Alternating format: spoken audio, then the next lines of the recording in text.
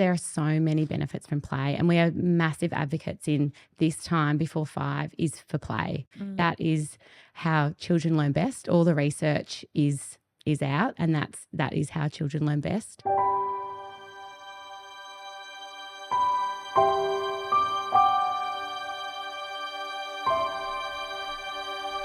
Hello everyone, and welcome back to There's No Place Like Home. I'm your host Kath, and I am joined by Megan again. Hi, Kath. Thanks for coming back. Me again. So if you haven't already listened to Megan's first episode, I strongly recommend you do. We find a little bit about just a bit of a background about you, and we're going to find out a little bit more about what's led you into doing what you're doing now. But just a brief little recap about you, Megan. I am the mum of 3 kids. My kids are now primary age. They're 11, 8 and 7.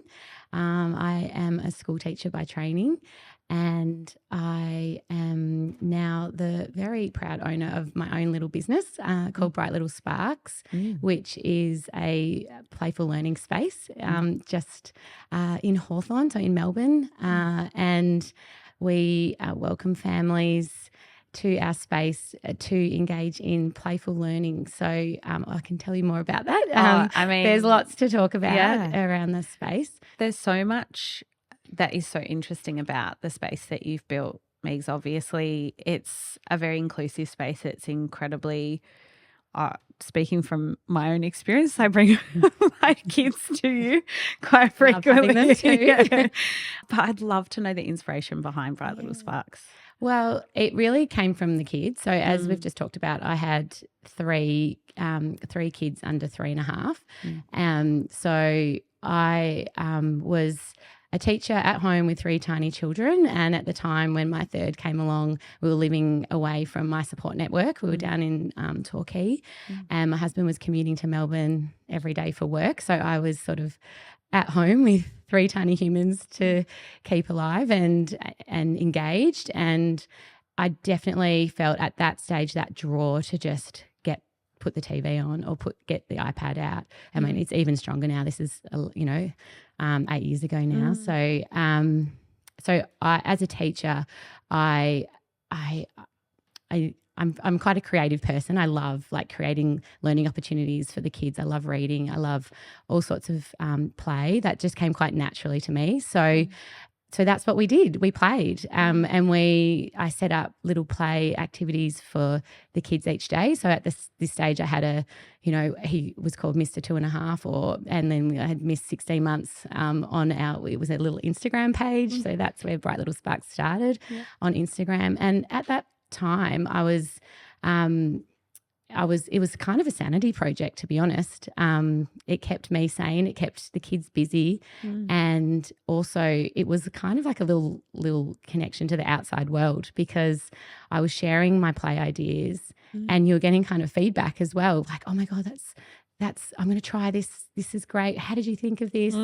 And so it was actually like a little bit of a connection for myself, and also just that teacher fix, that creative fix, and knowing that I was doing something that was really meaningful and important for the kids' learning as well. And it was fun. Like we would get out the coloured rice, or, collect sea creatures at the beach and turn them into a rock pool, and, get out the, pots and pans. Like there's so much. A lot of our stuff was just created from the learning experiences were created from things from around the home, and that's what we shared online. It was you can do this too for parents that's stuck at home in the same position as me. So that's how it started. I mean, I cannot, if I'm tuning back into even my brain is now, with those 3 little kids, how were you even finding the inspiration to do that? Was it intrinsically built into you, or were you you were sourcing this from other places? I think a little bit of both. I think it actually came quite naturally. I came from a family with teachers, OTs, speechies, and I think I didn't realize it at the time, but that's it. I thought every family read heaps of books and created cubbies and did painting, I don't think that's that's the reality for a lot of families. Yeah. Sometimes that stuff doesn't come naturally. So yeah, mum being a speechy, it was always like the language rich opportunities. Like everything we did was like you talked about the colour, the size, the shape, the up, the down, the under, over, Wow. cow, sheep. You know, you're just constantly using language because I know how important like language and those neural pathways are in that when the kids are little. And yeah, I just I just discovered a real passion for that early childhood learning. Like they're so fascinating. Kids, I still to this day at work love like kids from like 15 months to 2, and the language and it's just they're fascinating to watch. I love it. I love watching them play and learn and like their little worlds. The spark. Yeah, it's great. So you started this as sort of you were doing this as a way to survive your own early life survival. And then obviously it's grown from there because you've actually got a physical space that you do this in. I know what I see when I come and experience Bright Little Sparks, but can you explain the experience to people who haven't been to your space? Yeah, so the vision was always to get offline. I'm a people person. I love working with kids and families. So I never wanted to just be on Instagram. And so the idea for actually a place where families could come and do this play-based learning and be supported by educators and all of our team are actually mums as well. So I think that's really, really special when you come into Bright Little Sparks. So we always wanted to find a place. And that took a little while to find the right place. But it was really important for it to be local, to work with my family, and also to be to encourage multi-age families to come. So what I found was when you've got 3 kids under 3, basically, you can't do playgrounds, you can't do play centres. It's even hard to do story time at the library because you've got one, tearing around the bookshelves, you've got one needing a nappy change and one needing a feed, and it's really hard to leave the house sometimes. So when I created Bright Little Sparks, that was what I was thinking about. I was actually creating the space I wish was there when I had my kids at that age. And so everything we've done when you walk through the door has been thought of. So there's pram parking, there's big open doors if you've got the big double like I had. There's a ramp, there's change table, there's anything you could need, and it's also beautiful. Like that was another big thing. Parents, grown-ups, nannies, grandparents, all the people that come, they want to be somewhere beautiful. If you're going to share a morning with your children, we've really thought about creating a beautiful, clean, fresh space. It's bright, it's colourful. We've worked with a beautiful artist, as you know, our amazing mural by Hoffy, Jess. That is you walk in the doors and it's light and bright and colourful. And then our space. Shall I walk you through the space? So for walk me through. Shall I walk you through? So definitely. So our space it's all about playful learning. So what that means is that we celebrate all the different ways to play. So you walk in, our first room is a creative playroom. So that's where we've got imaginative play. We've got a cubby nook. We've got these amazing things called kick bricks where kids can just build things and create.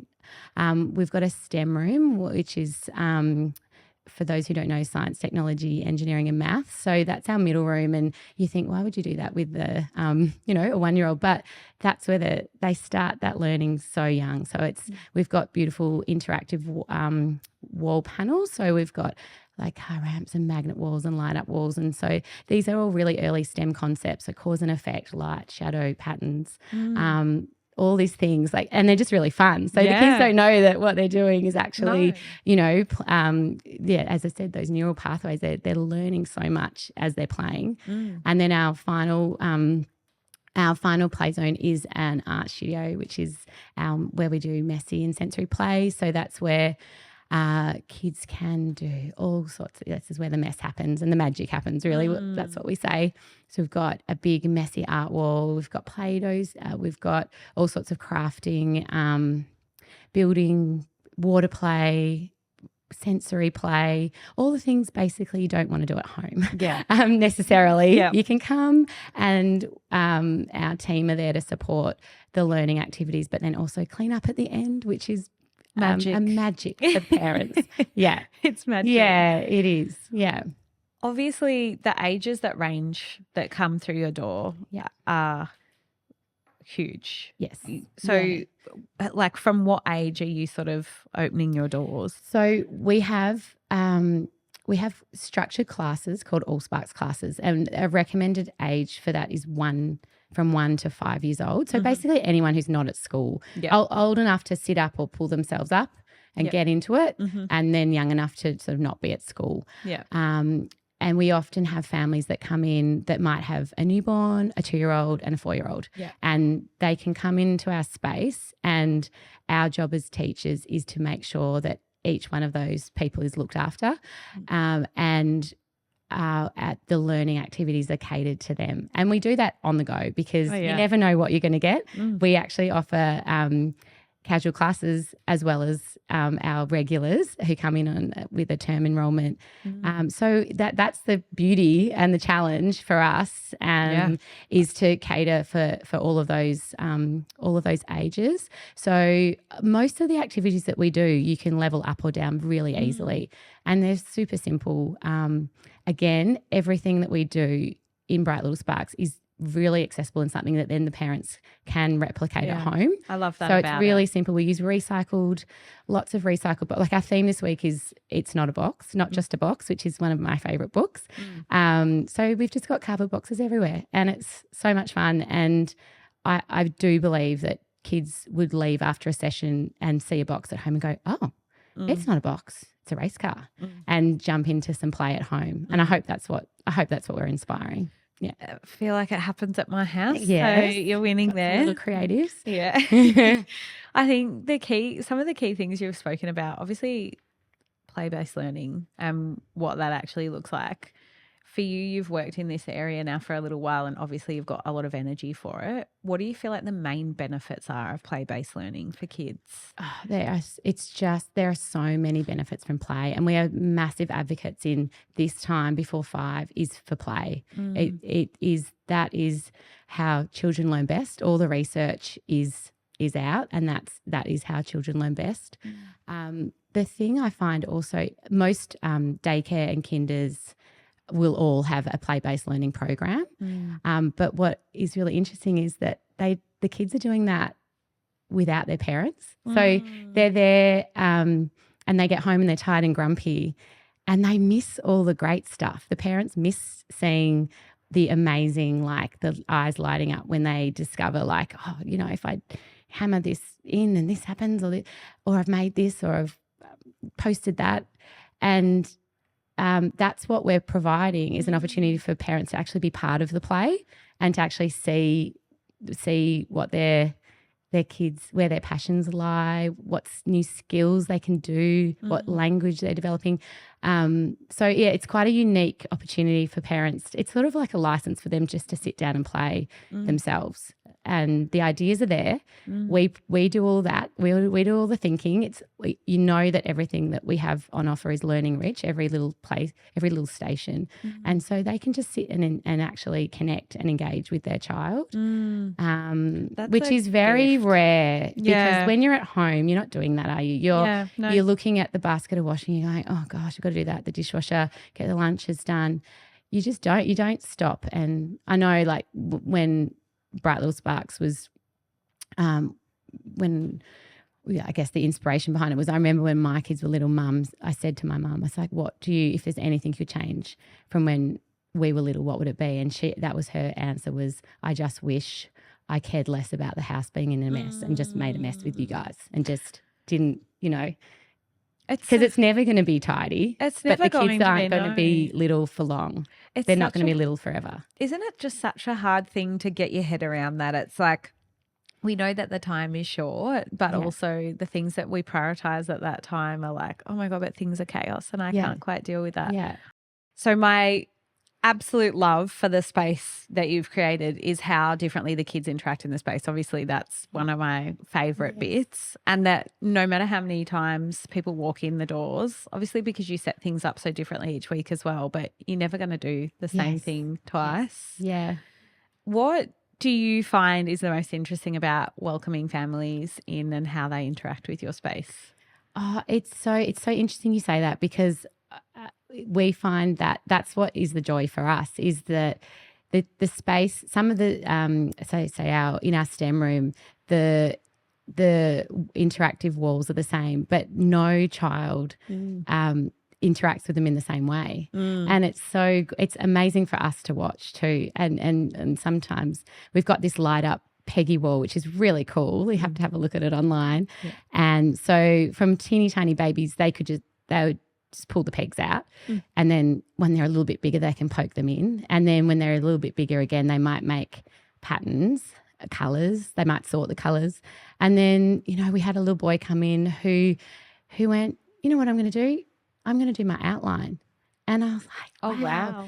No other kid has come in and done that. So isn't your brain is amazing. Like you are so creative and clever and unique. I love it. It's really cool. And we see that all the time, all day, every day. With the cardboard box theme today, this week, it's just the same. It's like, the boxes yesterday were a puppet show. Today there was a shop and a motorbike, and there was a little bed for a baby. And, everyone, they're all different. Yeah. Yeah. They're all different and very unique.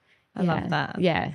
Super special. I think the other thing I also love about Bright Little Sparks is how you bring people together and what that looks like. Yeah. We spoke about the way you've, curated your community in your last episode, but I know this is also an important part for you.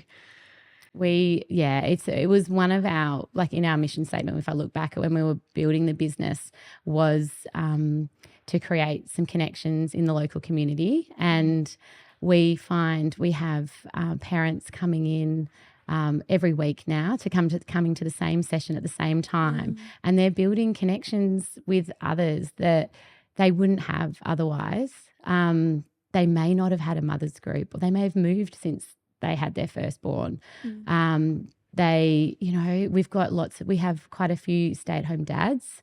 I'm not just talking about parents for connections either. We have a lot of grandparents that are now in the care role. So otherwise they're at home, winging it, with, really. Tiny humans again. And it's quite a lonely job if you're the only grown up in the room. So when they come, even our nannies that come, it's really nice to connect with other adults. So yes, you're there to connect with your child, of course, and that's first and foremost the most important thing. But they're connecting with other adults. They're connecting with us as the educators, the teachers, and as I mentioned, we're also all mums. So I think naturally we've also become a little bit of a sounding board. Like all of our kids are a little bit further down the road. We've all been through those tough years. So that they know that it's a safe space. We know that even just walking through the door, it's been a mission. You've probably gone through, nappy changes and feeds and car tantrums and all the rest, even just to be there. So, we get it. We do get it. And I think that's important. But connecting families has been incredible. And it's just been the biggest joy for us starting the business. Yeah. The other amazing thing that we're super proud of is that all of our team are mums returning to work that may not have, been able to do that without a really flexible workspace. But these super creative people, super talented teachers, we're so fortunate to have them in our team. And otherwise, all this amazing potential, and I know that they really enjoy having a creative outlet, connecting with the parents, the kids, just as much as I do. So it's been super special. I feel like you can feel that when you walk in as I well. hope so. Highly recommend from my Obviously, with this team that you've curated yourself, there was obviously a lot of thought around that. And in that, when you're creating each theme for the week as well, a lot of thought process goes behind that as well. When someone walks through your door and they have a diverse range of kids with different ages, is your mind ticking straight away about how you're going to adapt things to different age groups? Yeah. How does that work? Yeah, we do. We just naturally, we do it. And we're really set up and well equipped to do that because we've got beautiful resources. And we've learnt, like we're nearly a year into this venture now. So we've learnt what works. We understand the ages and stages pretty well, but we also understand a lot of the kids that come in. Like we go, oh, okay, I know I've got just the thing for you. I know what you know. So we've built up some beautiful relationships with our families as well. So I feel like we do have a really good understanding of what they're into, and when sometimes someone might need to come and have a bit of a story and have a chill, and you do. It's really lovely. It's a privilege to get to know some of these kids really well now. Yeah, I love that. Not only are you allowing the focus to be able to be between parent or carer and their child, but you're also like making that child feel extra special and showing them the unique things that they could be doing in your space. It's like, let's just give you all the attention because when you leave here, it will be what it will be. But just for that little moment, it's their moment, it's their hour, and that's what we love with the parents too. It's like just we say that in our introduction, we do this cute little song, and because the kids do love a little bit of routine, and we say that to the parents. We're like, this is your time, just to stop, don't think about anything else, just play, learn, connect. That's our little mantra, and it's lovely. Yeah, I think the kids feel it. You can, They love having that that little bit of connection with their grown up. And sometimes, you'll have families coming in that, just like me, we're doing the juggle, and we'll take a baby and just go, you know what, give me the newborn. We'll have a cuddle. You go and just sit down, just spend some time with your toddler. And because they need that little bit of connection, even if it's just that hour or that even 5 minutes. So they sit at the Play-Doh table, and I think, as I've probably done with you, we sit there rolling Play-Doh, and the kids are long gone, but it's very relaxing. It's a lovely mindful activity. Yes. Also, they've got what they wanted out of the situation too. Do you have any common misconceptions about what the sessions are that you offer might look like? I don't know. I think the thing with Bright Little Sparks is that every week it's different. So we like that. We like our theme changes every week, which is so fun for us as teachers, and we just love coming up with fun ideas for the kids. So some weeks it could be super hectic and super messy, and other weeks, it's a quieter session. So you never quite know what you're going to get when you come through the door, except that it's going to be really fun and really learning rich. Yeah. I think one thing, not a misconception, but something that sometimes parents are surprised at is that how focused their kids can be, because like I said, they're not often seeing them in their play flow.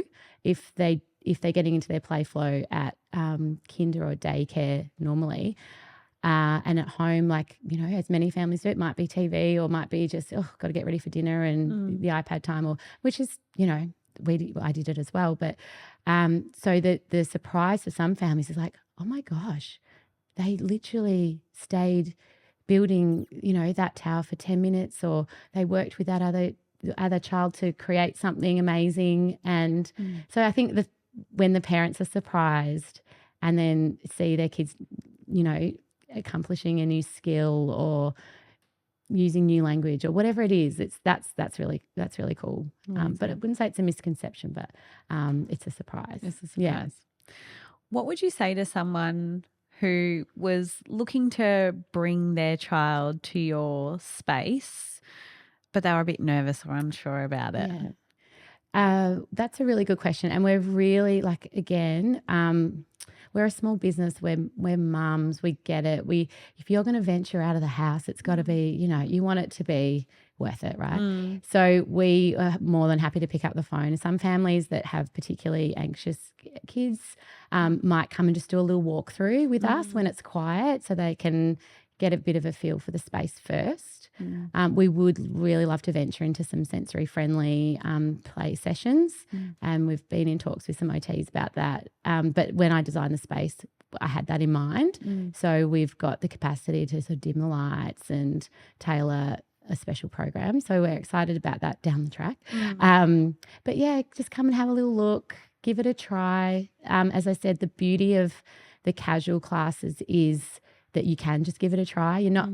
That was really important to us as well when we were setting up, that you don't have to lock in for a term. You can come. You can. Kids get sick and families go on holidays, so you can come every fortnight, and that's okay. Or you can come every week. You can come on a Monday, or you can come on a Friday, and you can mix it up for what works with your family. It's because sometimes you have a great night's sleep, and other times you need to be in your pajamas all day. And we get that. So we're not locking people in. Imagine you just had a group of people rocking up in their pajamas. It would be a safe heaven. It's the theme, upcoming theme. Thanks, Kath. You're welcome. Love it. Love it. It's pajama theme. Where can people find out about you if they were looking? So we've got a gorgeous website, so check that out. But also our Instagram is probably the best, most up-to-date place to check out what the weekly themes are and all the happenings, and get a little bit of photo inspiration. And actually, that's actually when you're talking about families coming for the first time, that's actually quite a cute way to show the kids what it's all about. And and families use that. Sometimes the kids will be coming like, I want to see that robot I saw on Instagram. I'm like, oh, okay, we can find that. Or from the archives. Yeah, and we're going to try that activity this week. We're nailing. That sounds aggressive, but golf tees into little cardboard boxes with little hammers. And so there was a kid's like, I'm here for the golf tees. I'm here for the hammer. Where is it? So it's pretty cute. Yeah. But Instagram website. Cool. Yeah. We'll plug those in our site notes here. This has been an enlightening talk. Thank you. Thanks so much for coming to join us. Me. And so nice. Yeah, looking forward to seeing all the new things that Bright Little Sparks is doing. Thank you. Lots happening. Lots coming up. Amazing. Yeah. Thanks so much. Thanks, Kath. This podcast represents the opinions of our hosts and their guest speakers. Views and opinions expressed in the podcast are our own and do not represent that of our places of work. This podcast is for informational purposes only, and content here should not be taken as medical or professional advice. Please consult your healthcare professional for any personal recommendations and medical care. While we make every effort to ensure that the information we are sharing is accurate, based on the best available information at the time of recording, we will welcome any comments, suggestions or feedback via our website, contact form, home.com.au/contact. Names and details of personal experiences may have been changed to allow anonymity and privacy. To join the conversation, join us on social media at Home Postpartum.